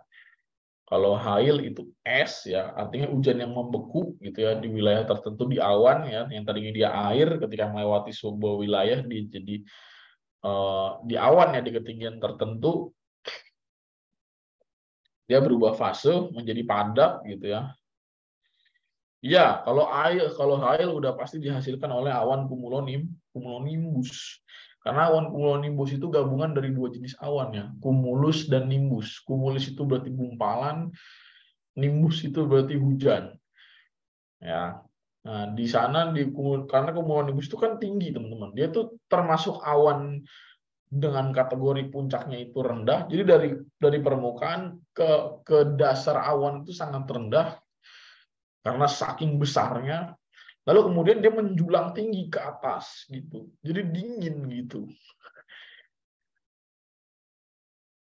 Ya, nah, kemudian menarik nih pertanyaan Tina. Tapi kenapa ya sebelum ke bumi dia udah jadi es? Jadi asal usulnya pada saat masih di awan dia sebenarnya air gitu kan. Tapi di bagian tertentu pada awan itu suhunya sangat dingin. Ya, karena saking tingginya atau menjulang tingginya awan cumulonimbus. Jadi pada saat si butiran air ini udah siap untuk jatuh, ya dia malah mampir atau dia melewati wilayah ya bagian dari terbentuknya hail di awan cumulonimbus atau suhunya rendah. Ya, jadi sebelum jatuh ke bumi dia membeku di situ. Di awan dia membeku.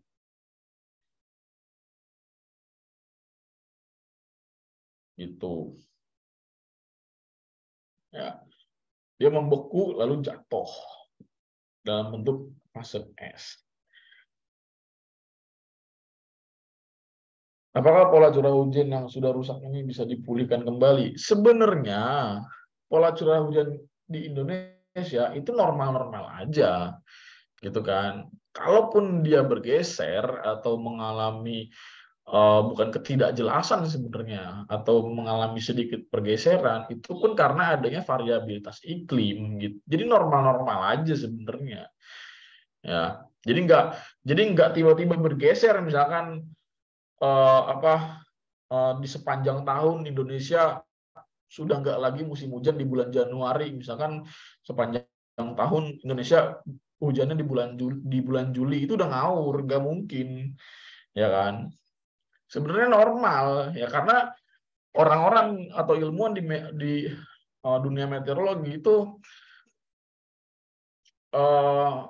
bukan membuat ya, tapi menentukan ya kondisi gitu ya, kondisi klimatologis atau curah hujan secara klimatologis suatu wilayah itu menjadi beberapa kategori. Ada kategori normal ya, terus kemudian juga ada kategori ketika adanya variabilitas iklim itu disebut sebagai kondisi adanya anomali gitu ya. Ya, kayak gitu. Jadi ada normal, ada yang menyimpang. Jadi sebenarnya ya bukan nggak beraturan, bukan rusak. Ya salah kalau ada orang bilang, wah Indonesia nih musimnya udah nggak menentu nih. Ya nggak menentu gimana? Kita masih bisa nebak kok musim hujannya kapan gitu kan. Kayak gitu. Kita masih bisa, bukan menebak ya, tapi memprediksi gitu kan. Memperkirakan kapan dimulai musim hujan, kapan dimulai musim kemarau, kita masih bisa nebak. Nah, adapun gangguan itu sebenarnya gangguan yang bersifat normal. Ya, ntar gue ajari di belakang gitu, gue jelaskan.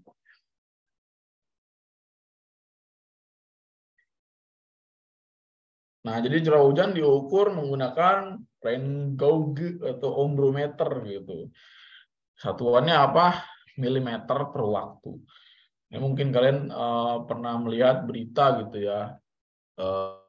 Intensitas curah hujan di wilayah A 500 mm per hari gitu kan. Wah, itu berarti apa? Ketika hujan ya, hujan tersebut mampu membuat genangan setinggi 500 mm. Ya, 500 mm itu berarti ya setengah meter. Ya, itu tinggi banget, men. Dalam satu hari gitu ya, akumulasinya 500 mm. Ya Bogor aja sebulan cuma 200 gitu kan. Nah, cara pengukurannya menggunakan ombrometer adalah apa? Air hujan tidak boleh dekat teduhan supaya tidak ada penyimpangan nilai gitu ya. Kalau dekat tuduhan kan berarti apa? Air hujan udah masuk nih dari atasnya. Terus tiba-tiba air hujannya yang di tempat lain itu kena tampias, kena atap rumah gitu kan. Jadinya ada ketambahan nilai lagi gitu kan. Itu jadi nggak valid nanti nilai curah hujannya gitu. Terevaporasi berarti dia nggak menguap gitu dan tidak mengalami limpasan, nggak run off ya. Berarti dalam arti ini dia nggak bocor kayak gitu. Nah, kalau manual pakai hygrometer masih konvensional. Nah, yang lebih canggih dan ultra canggih Cyberpunk 2077 yaitu kita pakai apa? Satelit. Ya, satelit cuaca yang kita beri nama di sini TRMM. Tropical Rainfall Measuring Mission. Jadi kerjaannya dia tuh mengelilingi bumi dan menghitung curah hujan di tropis, di wilayah tropis. Tuh. Satelit cuaca itu banyak. Ada Himawari punya Jepang, ada Terra, Aqua, TRMM, terus ada apa lagi? EUMETSAT, ya European Meteorological Satellite. Ya, ada banyak. Nah, kalau TRMM ini itu punya Amerika, punya Badan Meteorologi Amerika, NOAA, National Oceanic and Atmospheric Administration. Kayak gitu. Nah, mekanisme terjadinya hujan.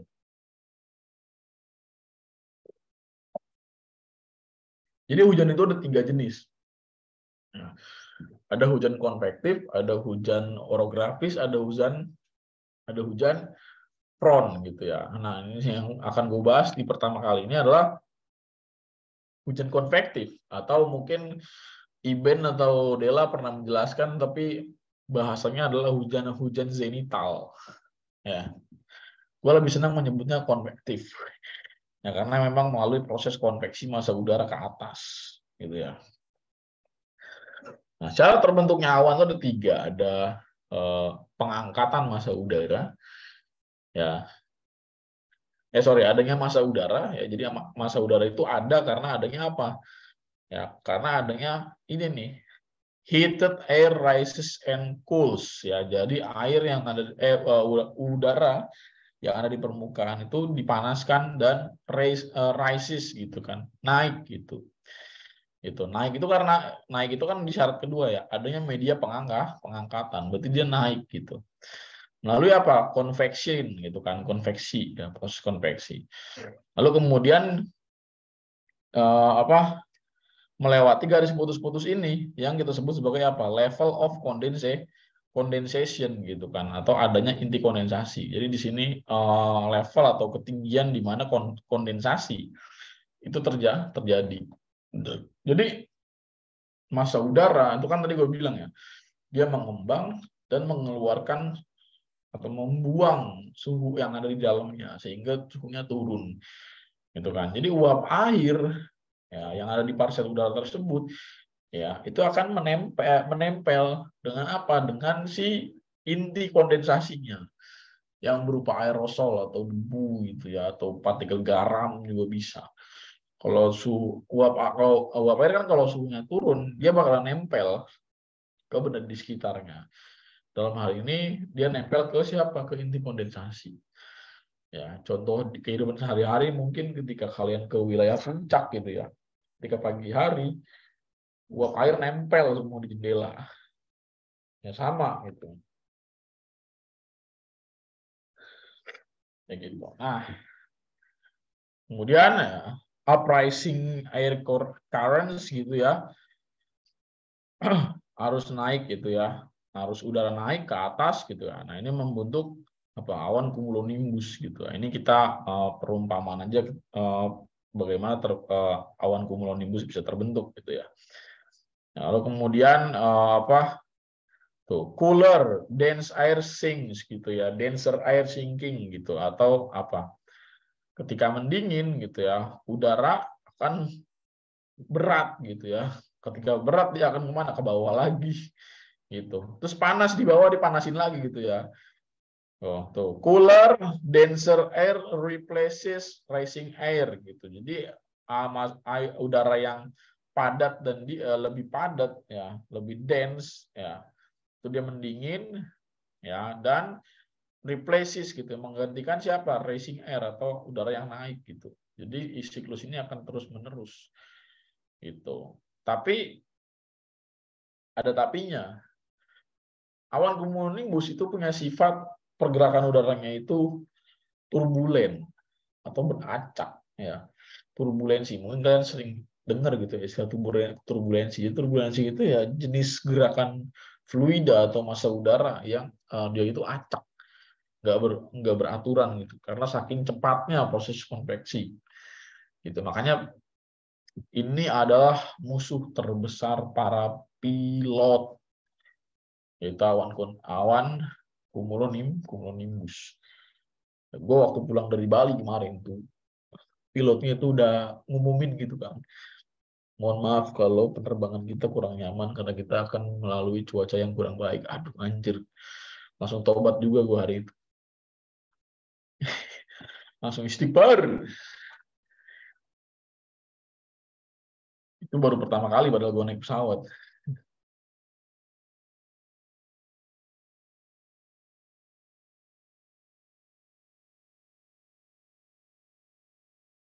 Lanjut. Hujan orografis. Hujan orografis ya. Ini mungkin di sini gue akan menambahkan beberapa keterangan ya teman-teman ya.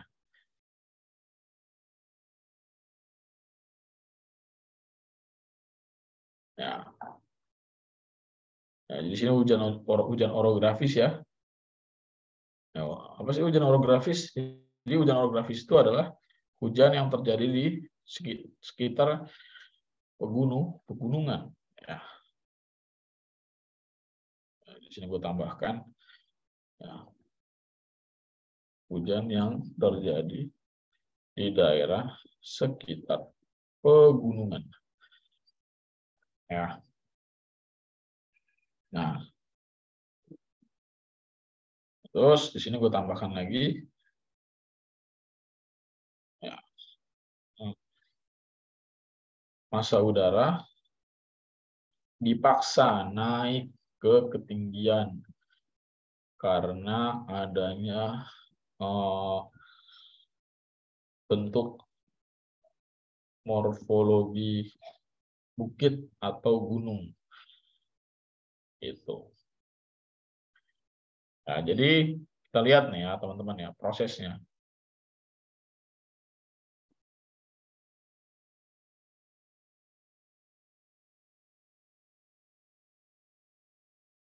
Ya, prosesnya. Jadi tuh ya, moist air forced to rise. Tuh, moist air berarti udara lembab, forced to rise, dipaksa naik gitu ya. Air cools down at it rises gitu. Udara mendingin ya, mendingin atau mengalami penurunan gitu kan, as it rise, selama dia naik ya. Windward side ya, cold wet condition. Jadi di sini posisi anginnya gitu ya, atau karakteristik kondisi anginnya adalah apa? Dingin dan basah gitu. Kemudian seiring dia menaik gitu ya, bertambahnya ketinggian, dia akan apa namanya melakukan inti kondensasi sampai pada level jenuhnya. Ketika jenuh ya dia hujan gitu ya. Seperti yang udah gue jelaskan di video yang pernah gue kirim di grup gitu ya. Kemudian udara yang udah terbentuk hujan ya, dia akan apa? Rain shadow region on leeward side. Jadi di daerah ini itu disebut sebagai daerah bayangan hujan atau rain shadow region. Ya, sifat udaranya apa? Air warms up as it descends gitu ya. Jadi dia turun ya, dan udaranya apa? Menghangat ya. Karena apa? Ya karena kan pegunungan pada saat siang hari itu kan dia emang lagi panas-panas ya kan, daerah puncak, jadi dia menghangat. Kemudian apa? Uap airnya berkurang gitu. Jadi sifat udara yang dihasilkan di daerah bayangan hujan adalah apa? Sifat udaranya warm dry condition. Jadi hangat dan kering, jadi panas dan kering. Ya mungkin nama-nama anginnya pernah dijelaskan ya sama Dela, kayak angin bohorok, angin mambrau gitu ya. Ya, apalagi tuh gue nggak tahu nama-nama anginnya. Ya intinya itulah. Itu nama lain dari angin daerah angin yang berasal dari daerah bayangan hujan kayak gitu.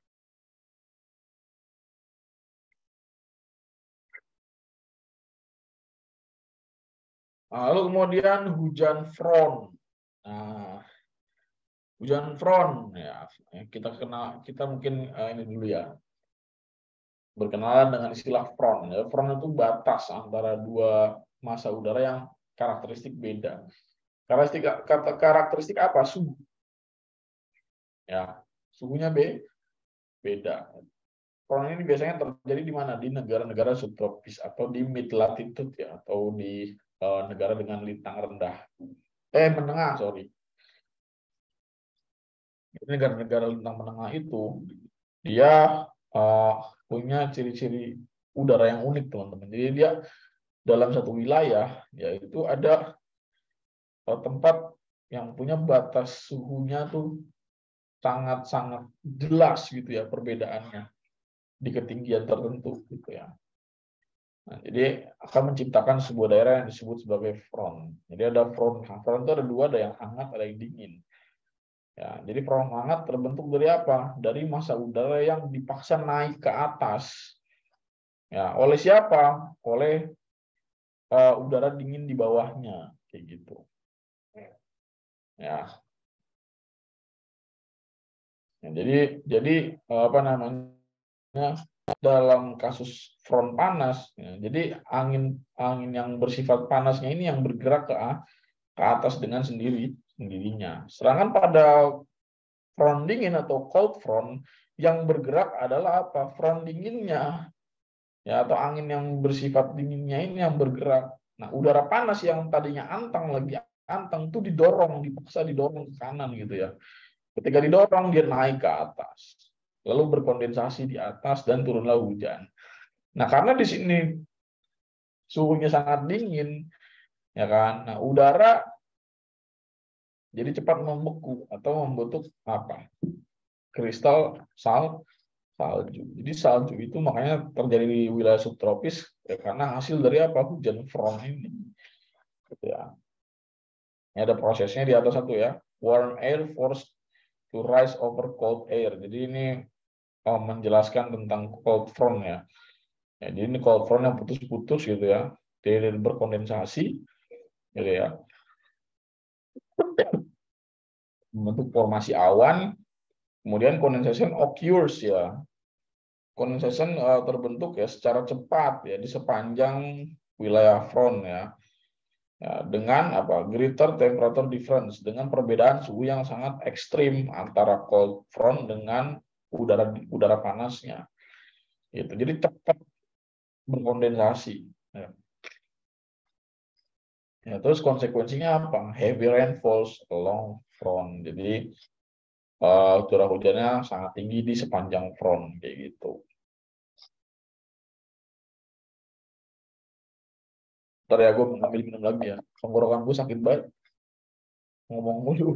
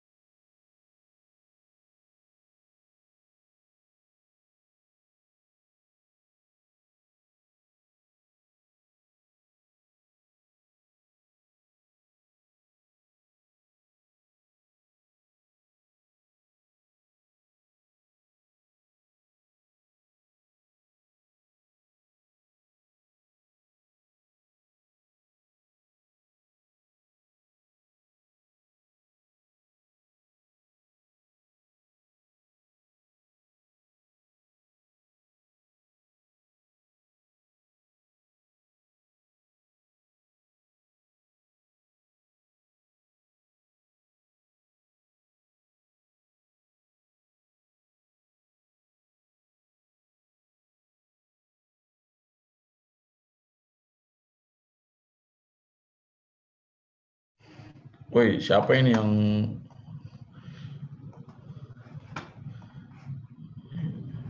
menghentikan gue jadi host?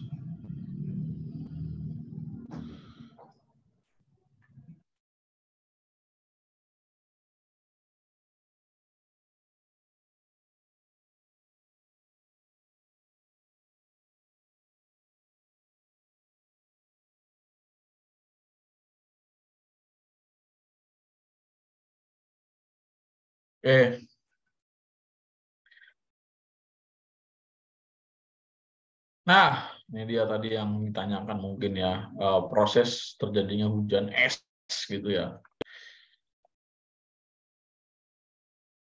Nah, jadi hujan es itu mekanisme gini ya, terbentuk di wilayah dengan arus konvektif yang sangat kuat. Jadi dengan kata lain, hujan es ini sangat sering terjadi di wilayah-wilayah tropis. Ya, arus konvektif itu kan kuat karena apa? Karena perbedaan pemanasan antara dua tempat itu sangat apa namanya tinggi gitu ya untuk wilayah tropis gitu. Dan menghasilkan awan-awan cumulonimbus gitu. Nah, hujan es atau hail merupakan bola es sebagai hasil produk dari berubahnya fase butiran air menjadi bola padat itu membeku gitu ya. Jadi prosesnya adalah apa? Lihat tuh, dasar awannya itu sangat rendah sekali gitu ya dari permukaan bumi, gitu ya. Nah, jadi warm updraft ya, jadi mungkin ini maksudnya updraft gitu ya, atau massa udara yang naik ke atas. Ya, dia hangat ya, naik ke atas, lalu kemudian terkondensasi, lalu selama proses kondensasi, ketika si uap airnya ini udah mau jatuh, dia malah masuk ke mana? High growth zone. Jadi suhu yang sangat dingin itu di high growth zone. Lalu kemudian tumbuhlah es dan jatuh. Itu cold down drought gitu ya. Ketika si esnya itu udah cukup beratnya untuk jatuh.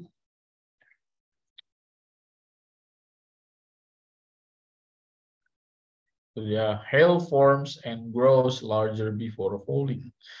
Hail tumbuh, gitu ya. Hal terbentuk dan tumbuh membesar sebelum dia jatuh. Ya. Mungkin di wilayah Bandung ya paling sering hujan es karena dia wilayah cekungan gitu.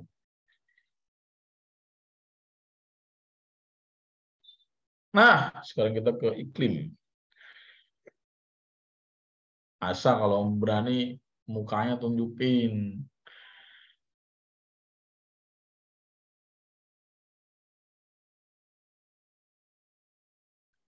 Ya, iklim itu udah diajarin sama Dila ya. Iklim itu apa? Kondisi atmosfer rata-rata dalam skala temporal atau waktu yang lama. Ya, ini ada contoh pemetaan wilayah yang iklim itu beda-beda gitu ya. Ya tuh face reveal coba. Nah, ini ada terbagi menjadi beberapa tempat ya, ada tropical, dry, moderate, continental, dan polar. Ya, tropical itu berarti tropis, dry itu berarti kering, moderate itu sedang, ya continental itu berarti iklim benua ya, polar itu berarti kutub.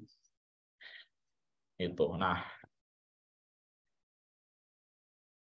kita bahas dulu satu-satu. Tropical wet berarti tropis basah ya. Indonesia ini masuk ke dalam apa? Tropis basah karena dia dikelilingi laut gitu. Tropical wet and dry, ada tropical basah dan kering sekaligus. Itu terjadi di apa? Afrika gitu ya. Sebagian negara Afrika, terus juga Amerika Latin gitu ya. Kayak apa tuh? Argentina mungkin. Brazil, sorry. Brazil nggak semuanya tropis basah ternyata. Ada juga tropis keringnya kayak gitu. Nah, terus ada dry-nya itu ada dua ya, ada semi arid dan arid. Ya, semi arid itu berarti setengah gersang. Ya, setengah gersang artinya dia masih memungkinkan untuk ditumbuhi oleh tanaman karena masih punya curah hujan yang cukup. Tapi kalau arid itu udah gersang banget ya. Ya, udah gersang. Jadi laju evapotranspirasinya udah sangat besar ketimbang dengan curah hujannya kayak gitu. Ya, Amazon tropis. Ya.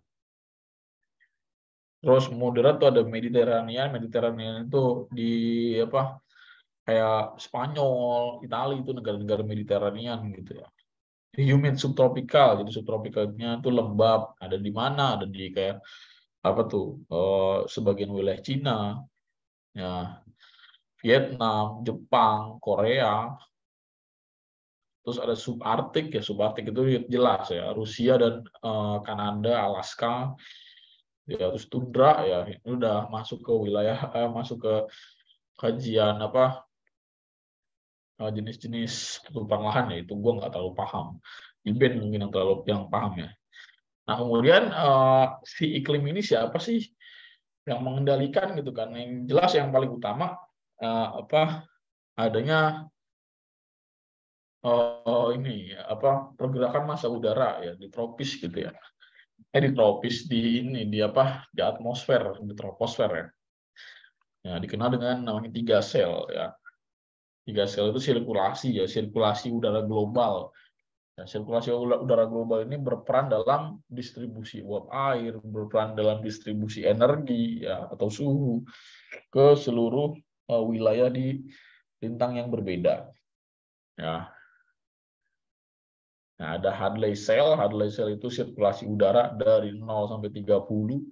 Mid latitude cell atau Ferrel cell 30 sampai 60 dan di polar cell atau kutub gitu.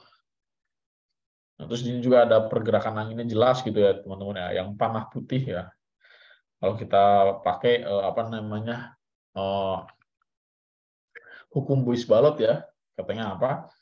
Angin bergerak dari tekanan tinggi ke tekanan rendah dan dibelokkan ke arah kanan dari arah datangnya di belahan bumi utara dan dibelokkan ke arah kiri dari arah datangnya di belahan bumi selatan kayak gitu nih. Ini yang putih ini nih. Nah, ini kan dari utara ya, dia dibelokkan ke arah kanan. Itu yang dari selatan dibelokkan ke arah kiri kayak gitu. Jadi arah datangnya. Nah, lalu bagaimana iklim Indonesia? Iklim Indonesia kan tadi udah jelas nih bahwa dia itu sebenarnya adalah apa? Monsun atau muson. Ya, Indonesia bukan iklim monsun, sorry, tropis ya. Tropis dengan curah hujan rata-rata 2.000 sampai 3.000 mm dalam satu tahunnya. Cukup tinggi ya, meskipun ada beberapa wilayah yang memang sering kekeringan.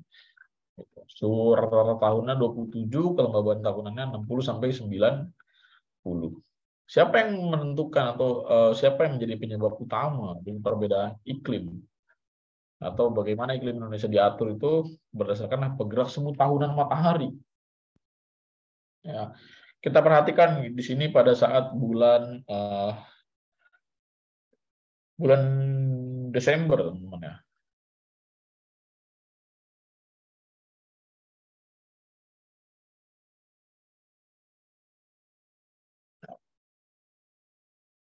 Pada saat bulan Desember itu kan berarti matahari ada di selatan gitu ya. Di selatan itu berarti selatan Indonesia siapa? Australia gitu kan. Ya, Australia ini mungkin bagiannya ya di sini ya, di Australia ini ya. Nih di sini nih. Kalau kita perjelas ya. Desember itu kan matahari ada posisi relatifnya di mana? Di Australia gitu ya. Nah, sehingga apa? Australia itu mendapatkan radiasi matahari yang berlimpah atau lebih banyak sehingga wilayah tekanannya lebih rendah. Dan di mana nih? Di Asia bagian utara di semenanjung Siberia lagi musim dingin gitu ya. Ada tekanan tinggi yang berpindah dari semenanjung Siberia melewati Samudra Pasifik dan Indonesia sehingga Indonesia musim hujan. Sebaliknya pada saat bulan Juni ya, Juni itu matahari sedang berada di belahan bumi utara di sini ya, di sekitar sini. Ya. Jadi apa? Australia yang saat itu sedang mengalami musim dingin, ya dia akan mengalirkan udara dari Australia ke arah Asia. Dan masa udara yang di bawah itu sifatnya kering dan dingin. Ya. Kering karena Australia itu gurun, dingin karena memang sedang musim dingin gitu ya. Ya, perbedaan insolasi antara BBU dan BBS. Nah, konsekuensinya adalah bergeraknya massa udara besar-besaran dari Australia ke Asia dan sebaliknya. Nah, Indonesia memiliki 3 tipe curah hujan atau pola curah hujan gitu ya. Ada monsunal, ekuatorial, dan lokal. Monsunal berarti siklusnya itu mengikuti siklus monsun, ya, atau memiliki satu puncak curah hujan dalam satu tahun dan satu yang paling rendahnya. Ya, monsunal itu tertinggi di mana? Di Januari dan terendah di Juli. Gitu. Jadi jelas ya siklusnya. Ada yang paling tinggi, ada yang paling rendah. Nah, kalau ekuatorial itu dia banyak yang tingginya. Gitu. Nah, itu pun kenapa bisa kayak gini karena dipengaruhi oleh adanya ITCZ ya, atau Intertropical Convergence Zone atau zona konvergensi gitu ya, antar tropis. Jadi wilayah ekuatorial seperti Pontianak itu tempat pertemuan udara dari belahan bumi utara dan belahan bumi selatan. Orang Kalimantan mana nih ada nih. Terus pola lokal itu malah lebih nggak jelas bentuknya. Ya. Ini mungkin kebetulan sampel yang diambil adalah Ambon. Mungkin wilayah lainnya yang memiliki pola hujan lokal itu akan berbeda dengan pola hujan lokal yang lain, kayak gitu. Ya. Nah, jadi ini normalnya, ya normalnya ya. Napis tadi kan nggak perlu bagaimana kalau pendapat gue terkait curah hujan Indonesia yang udah nggak normal. Sebenarnya normal gitu kan, karena memang ada tahun normal. Ya, nah adakah tahun yang tidak normal? Ada. Contohnya apa? Sekarang itu tahunnya nggak normal. Kenapa? Karena lagi ada La Nina. Kayak gitu. Kayak gini nih ya. Ya, ini variabilitas iklim ya. Mengacu pada parameter iklim di suatu wilayah yang variasinya terhadap rata-rata jangka panjang gitu ya. Ya, dalam satu periode waktu ada yang dia paling tinggi, ada yang paling rendah. Nah, itu yang berbeda gitu kan, nilainya berbeda atau menyimpang dari rata-ratanya. Kenapa kok bisa? Nah, itu. Nah, jadi pada saat El Nino terjadi gitu ya. Pada saat El Nino terjadi, nah, jadi apa namanya? Laut ya, atau suhu permukaan laut antara Amerika bagian barat dengan apa Indonesia Timur atau Australia gitu ya, itu punya beda tekanan yang sangat besar, sehingga apa, sirkulasi udara itu mengalirnya atau awannya itu mengalir kemana, ke wilayah tekanan rendah, dalam hal ini di Ekuador gitu ya, Amerika bagian barat gitu. Jadi hujan terjadi di sana, Indonesia kekeringan. Sebaliknya, pada saat suhu permukaan laut Indonesia lebih hangat, maka suplai uap air ke sana semua. Jadinya apa? Hujan terus gitu pada saat La Nina. Gitu. Nah, sekarang ini keadaannya jadi seperti ini, lagi La Nina. Iya, berarti ada jadwalnya kapan periode 3 sampai 5 tahun sekali. Ya. Terakhir El Nino itu tahun 2019. Gitu ya. Mungkin dia akan berulang di 2022 atau 2024 gitu.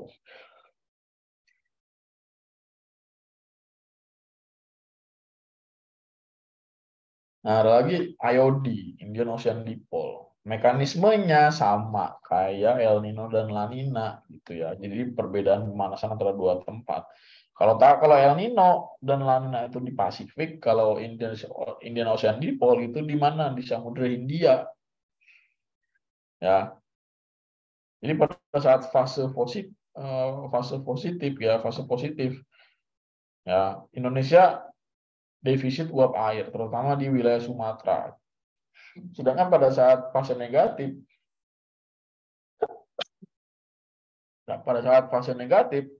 ya itu dia Indonesia kelebihan curah hujan terutama di wilayah Sumatera. Nah, ini current condition ya. Kondisi sekarangnya lagi netral. Desember ini lagi netral. Sekarang ada MGO ya, di slide terakhir. MGO itu adalah apa? Medan Julian Oscillation atau segerombolan awan ya dan massa udara ya. Angin sih sebenarnya ya, angin yang membawa massa udara atau segerombolan massa udara yang berputar mengelilingi ekuator dengan periode 30 sampai 60 hari. Jadi periode ulangnya 30 sampai 60 hari. Jadi kalau misalkan lu lagi di musim kemarau yang damai dan tentram, tiba-tiba ada hujan di situ, bisa jadi kemungkinan itu MGO. Gitu. Ya, ini contohnya teman-teman ya. Jadi awannya menciptakan pola pergerakan low high pressure gitu ya, yang terus bergerak dari barat ke timur. Itu di mana? Di ekuator atau di khatulistiwa. Itu ya.